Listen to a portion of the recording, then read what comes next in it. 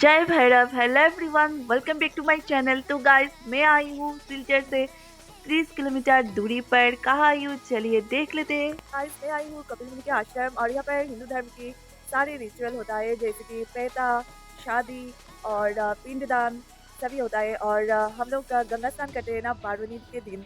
तो हम बंगाली लोग बारूनी कहते हैं। उस दिन सभी गंगा में नहाते हैं। उस दिन यहाँ पर पिंडदान ये सब होता है और भीड़ रहता है। आप लोग देख पाओगे कि इतना बड़ा एक नदी है। चारों ओर, पार्क की चारों ओर इतना भीड़ होता है गाइस।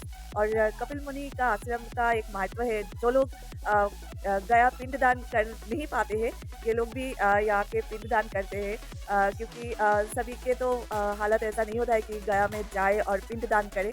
तो जो बारवनी के दिन आते हैं और यहाँ पर पिंडदान होता है। हज़ारों लाखों लोग यहाँ पर पिंडदान करते हैं। और शादी होता है। और आज शादी है या नहीं मैं नहीं जानती हूँ, क्योंकि ज़्यादातर शादियाँ रात को होती है। तो आपके साथ मैं शेयर करूँगी पूरा मंदिर और चारों ओर का नज़ारा। कपिल मुनि का आश्रम में कोई पशु या बलि ये सब चढ़ाया नहीं जाता है। और सभी वैसे तो सभी मंदिरों में आप चढ़ा नहीं सकते हो। ज़्यादातर ही मंदिरों में आप चढ़ा नहीं सकते हो। पर क्या है कि इस आश्रम में आप ऐसे भी छोड़ नहीं पाओगे। जैसे कि हम लोग मानत करते हैं कि हम कबूतर छोड़े, ये सब यहाँ पर नहीं होता है। तो लिखा ही है बोर्ड पे कि आप ऐसा नहीं कर सकते हो। पशु पक्षियों को आप ऐसे छोड़ नहीं पाओगे इस आश्रम में आकर। ये शांति के आश्रम है और इस आश्रम का बहुत ही महत्व है गाइस। हमारे सिलचर वासियों इस आश्रम में आकर पूजा करते हैं। और जिनको प्रॉब्लम है, यानी कि आप समझ रहे होंगे ना, शादी ब्याह, जिनको पैसा नहीं है, गरीब है, तो यहाँ के शादियाँ होती है। और इस मंदिर का बहुत ही महत्व है। तो चलिए मंदिर का दर्शन आप लोग कर लीजिए और कपिल मुनि का भी दर्शन आप लोग कर लीजिए। चलिए मेरे साथ बने रहिएगा और आपको मैं दिखाऊंगी घाट, यानी कि इस नदी का जो घाट है ना। चलिए मेरे साथ पहले घाट पर चलते हैं। कपिल मुनि जो थे ना, ये इस जगह पर सिद्धि लाभ किया था, तो इसलिए इस जगह का नाम सिद्धेश्वर भी है। सभी कपिल मुनि का आश्रम भी कहते हैं और सिद्धेश्वर मंदिर भी हम बंगाली लोग इसे सिद्धेश्वर मंदिर भी कहते हैं। तो बंगाली में सिद्धेश्वर। और गाइस, श्रीमद् भागवत में कपिल मुनि को विष्णु का 24वां अवतार माना जाता है। और कपिल मुनि का आश्रम उत्तरकाशी में भी है। पूरा घाट में बाद में शेयर करूंगी। पहले तो कहाँ से हम लोगों ने एंट्री लिया है पहले देख लीजिए। तो ये रास्ते पर पड़ता है। ये जो मूर्ति आप लोगों को दिखाई पड़ रही है, कपिल मुनि का मूर्ति है। और ध्यान करिए बैठ कर, और पीछे देखिए आश्रम है। और आपको आश्रम में जाना है तो रेल लाइन क्रॉस करके फिर जाना पड़ेगा। और गाइस, क्या है, जब भी मैं ट्रेन से जाती हूँ ना, कपिल मुनि का आश्रम के जो चूड़ा है ना, वो दिखाई पड़ता था। और मैं सोचती रहती कि एक दिन मैं इस आश्रम में जाऊंगी। और इसलिए आज आ गई आपके साथ शेयर करने के लिए। और आप रेल लाइन से जाओगे सिलचर से गुवाहाटी या करीमगंज, तो आपको ऐसा ही कपिल मुनि का आश्रम आपको दिखाई पड़ेगा, बाहर से चूड़ा। और मैं ना गाइस इस आश्रम में पहली बार आई हूँ, तो इसलिए ज़्यादा कुछ आश्रम के बारे में नहीं जानती हूँ। तो चलिए आगे जाकर आपको भी दिखा देती हूँ कौन सा भगवान स्थापित है। तो देखिए, भोले बाबा बैठकर ध्यान करे और साथ में मुस्कुरा रहे हैं।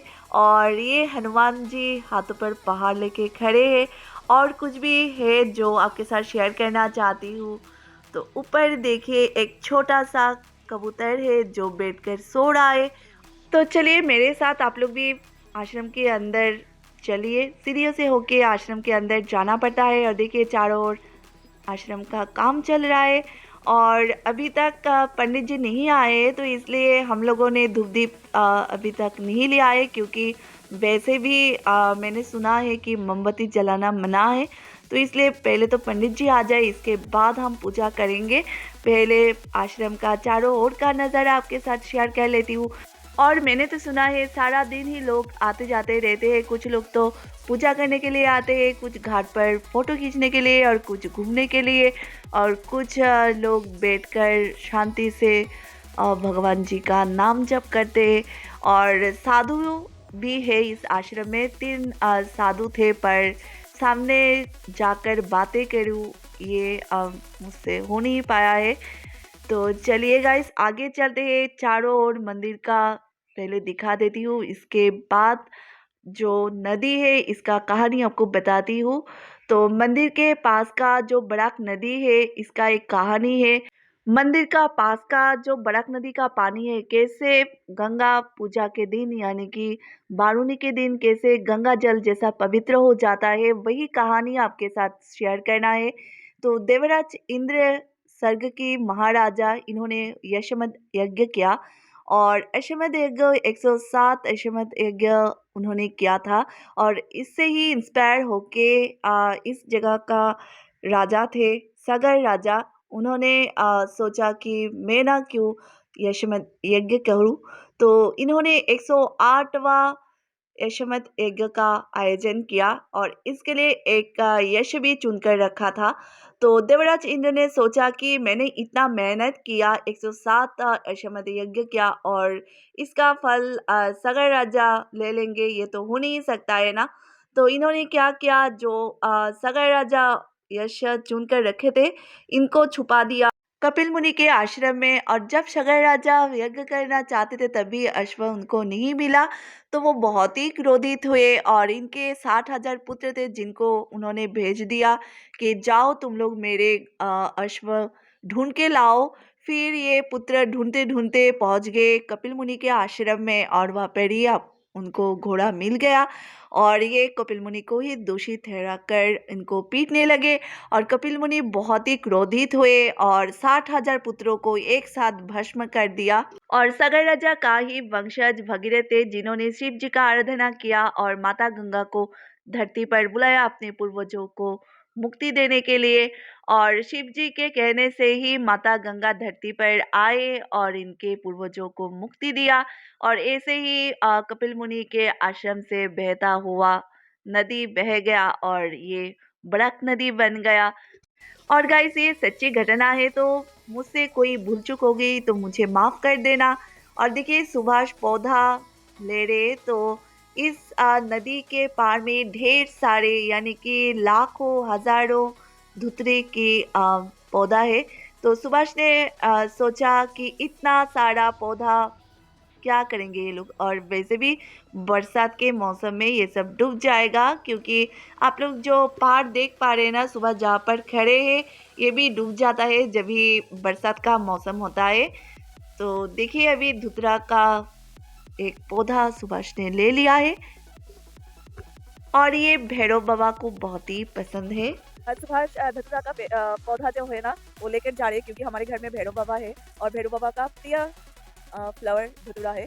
और यहाँ पर ढेर सारे धतूरा का पौधा है, ढेर सारे कितना ले जा सकोगे, हजारों लाखों धतूरा का पौधा है। तो सुभाष ने सोचा कि हमारे घर में नहीं है धतूरा का पौधा, जो बाढ़ आई थी ना इसमें सब खराब हो गया है। जब हमारे घर में फ्लड हुआ था तभी सारा धतूरा का पौधा नष्ट हो गया था, मर गया था, तो इसलिए सुभाष ले जा रहे हैं। और गाइस आप लोग देख पा रहे हैं कि मैं पानी के सामने जा रही हूँ और पेड़ में कुछ चुभ रहा है, यानी कि छोटा छोटा पत्थर है जो पेड़ में चुभ रहा है। तो चलिए अभी पानी के छिड़के अपने ऊपर दे देती हूँ। छिका लगाया ना मेरा मुंह भीग गया पूरा।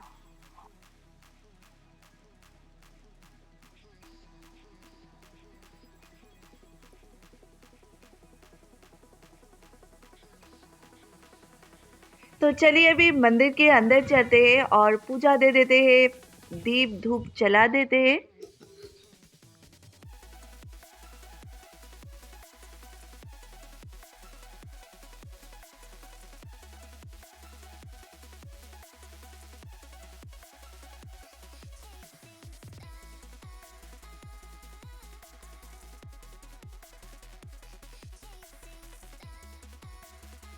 कपिल मुनि के आश्रम में बाबा भोलेनाथ के साथ साथ माता दुर्गा भी प्रतिष्ठित है।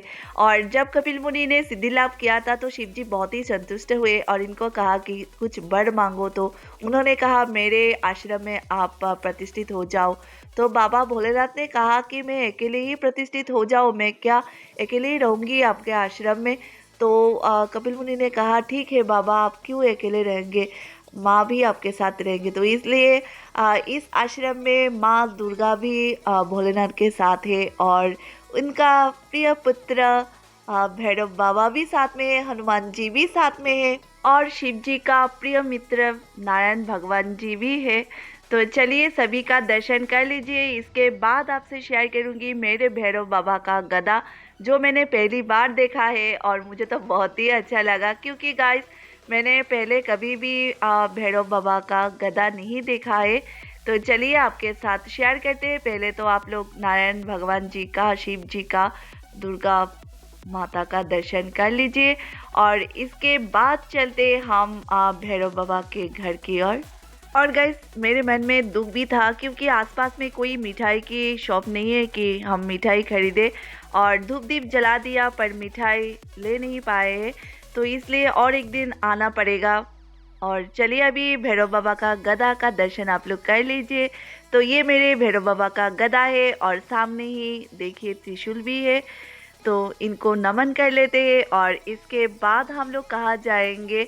तो वैसे तो आप लोग जानते हैं, बाहर जाते ही मेरे पेट का चूहा दौड़ने लगता है। तो रास्ते पर मिल गया एक मारवाड़ी ढाबा, और ये प्योर वेज वाला मारवाड़ी ढाबा है। और आप लोग तो जानते होंगे हम लोग चिकन नहीं खाते हैं। तो चलिए गाइस हमने क्या क्या ऑर्डर किया है, चलिए देख लेते हैं। तंदूरी पनीर पराठा, और इसके साथ हमने कढ़ाई पनीर मशरूम लिया है। और सुबह से मेरा गला सूख रहा था, तो इसलिए लस्सी भी ले लिया है। वैसे भी लस्सी मुझे पसंद है, और इसलिए सॉल्टेड लस्सी लिया है।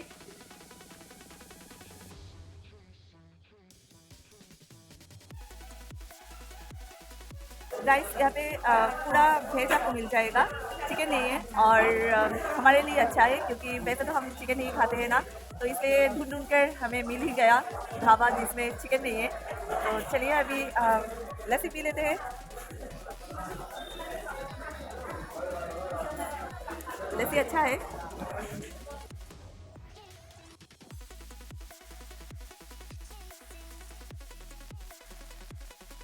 और देखिए गाइस हमारा खाना आ गया है, और इस ढाबे का जो पराठा है ना गाइस, खाने में बहुत ही टेस्टी होता है। मैंने सुना था कि इस ढाबे का जो पराठा है वो बहुत ही टेस्टी है। और मूली का पराठा हो, या गोभी का पराठा हो, या पनीर का पराठा हो, और तंदूरी रोटी भी मिलता है आपको। 10-10 रुपए का भी रोटी, सूखा रोटी आपको मिल जाएगा। खाना इतना टेस्टी था ना गाइस, तो इसलिए शुना और बाबू के लिए भी ले लिया हमने, क्योंकि वैसे भी बच्चों को छोड़ के खाना पसंद नहीं है हमें।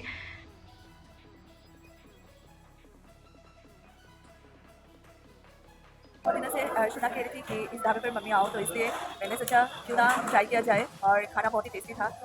पनीर मशरूम ये खाने में बहुत ही टेस्टी था, और पनीर तंदूरी रोटी ये भी खाने में बहुत ही टेस्टी था। अभी कॉफ़ी पियेंगे, इसके बाद घर चले जाएंगे। तो देखिएगा इस ऑटो कॉफ़ी आ गया है, अभी हम पियेंगे। और गाइस मेरा एक अच्छी बात या बुरी बात मैं नहीं जानती हूँ, आसपास जो भी रहता है ना, मैं बातें करना शुरू कर देती हूँ, जो सुभाष को खाना ज़्यादा कैसा है? पसंद नहीं है। अच्छा है, मुझे भी अच्छा लगा। आप लोग के राइस खाए हो? पहली बार है क्या? और भी खाए? हमने पहली बार ट्राई किया है। वैसे तो हम लोग चिकन नहीं खाते हैं ना, तो ढूंढते रहते हैं कहाँ पर चिकन नहीं है, क्योंकि हमारे घर में भैरव बाबा है ना, और चिकन खाने से प्रॉब्लम हो जाता है, बाहर से नहा कर फिर घर में जाना पड़ता है। तो ये जो एड्रेस है ना, मेरे बेटी ने कहा है कि मम्मी जाओ या पर खाना पीती। अच्छा ही है। और जिसके साथ मैं बातें कर रही थी ना गाइस, वो मेरी बेटी जैसी थी, शुना की उम्र की थी, और बार बार घूर रही थी। तो मैंने सोचा क्यों ना उसके साथ बातें किया जाए। और सुभाष वैसे भी अनजान लोगों के साथ बातें करना पसंद नहीं करते। और मेरा कॉफ़ी पीने का स्टाइल देखिए। और गाइस मैं कॉफ़ी पीना या चाय पीना पसंद नहीं करती हूँ। सुभाष ने जो ज़बरदस्ती किया तो मैं पी रही हूँ, और सुभाष को कह रही हूँ तुम पी लो, क्योंकि मुझे और नहीं पीना है। और देखिए मैं कैसे सिप ले रही हूँ, मैं होठों से सिप नहीं ले रही हूँ, आप लोग देख पा रहे टिप से मैं सिप ले रही हूँ। ऐसे ही करती हूँ, आपको दिखा रही हूँ कितना धूल मिट्टी मेरे मुंह में है, देखिए।